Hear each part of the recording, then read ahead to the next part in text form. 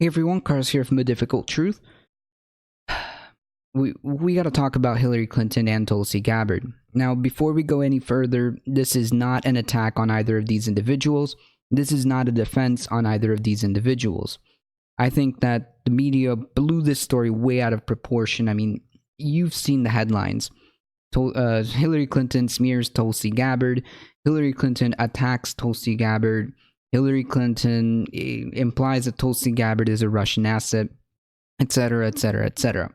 However, if you actually read the quote or listen to her when she was on that podcast, what she actually said was that the Russians have their eyes on somebody in the Democratic primary, it's a she, and that they're grooming her to be a third-party candidate. The implication is obviously the third party would skim off some votes off the Democratic side and help Donald Trump win re-election in 2020. She never actually named anybody by name. And I think what triggered this entire poop storm was the follow-up question the interviewer gave, which was, are you referring to Tulsi Gabbard, or are you specifically talking about Tulsi Gabbard? And Hillary Clinton responded something to the effect of, if the shoe fits, and the media lost their stuff. Now, what I do find interesting is, number one, Tulsi Gabbard went on a Twitter tirade and has been running attack ads against Hillary Clinton ever since. That's a bit odd, considering that Hillary Clinton never mentioned her by name. Why would she feel attacked if she was actually never mentioned? Why so defensive? Number two, I get the optics. It looks really bad. Hillary Clinton definitely stepped in it. And I think that it was unnecessary to give somebody who is polling at 1% this much attention. I mean, she's just not going to be the nominee. In my opinion, I think that both of these people are irrelevant to the 2020 election. Hillary Clinton isn't even running. Tulsi Gabbard, again, has no shot at the nomination. Nonetheless, I do find it interesting that Tulsi Gabbard felt attacked and is all defensive, even though she was never named. And I find it a bit weird that everybody ran with the story that Hillary Clinton is attacking her personally, which I don't think she actually ever mentioned anybody. If you guys can correct me, please do so in the comment section below. But the other thing that is important from this entire story, which I think that probably something more worth mentioning than this dumb drama story, is the fact that the misinformation campaign that happened in 2016 was a small factor in Donald Trump winning.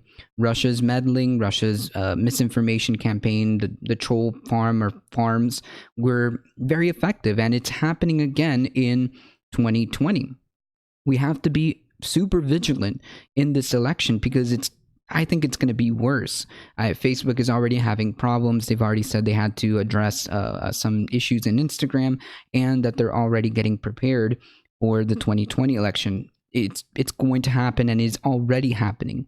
Robert Mueller has stated in his report that it's a thing, and the FBI has also confirmed that Russia is going to try to do this again in 2020. We have to be super vigilant. We cannot just take every link that someone posts on Facebook as true. We cannot just take everything on Twitter as true or wherever social media. And also, more importantly, I think that we also have to take a step back and not answer to every inflammatory comment, because there's a lot of fake accounts whose sole purpose is to light dumpster fires and walk away. This is solely to divide us. This is solely to sow discourse and get everybody angry at each other and suppress the vote from the Democratic side. I think, in my opinion, and of course, like I said, this is not some tinfoil hat stuff. This is documented by the FBI and the Robert Mueller report. So I think that that's another aspect of this story that we have to take into consideration. Russia's meddling is real, and that we have to be super vigilant. Let me know what you guys think in the comment section below. Anyway, guys, if you enjoyed the video, don't forget to like, comment, share, and subscribe, and ring the little bell so that you get notifications when our videos go live for you. Make sure you follow us on Twitter at twitter.com/ADifficultTruth. You can also like us on Facebook at facebook.com/ADifficultTruthOfficial. You can listen to the podcast at soundcloud.com/ADifficultTruth. And now you can follow us on Twitch at twitch.tv/ADifficultTruth. Come be a part of the conversation. I'll leave all the links in the description below, and I hope to see you guys in the next video. See ya!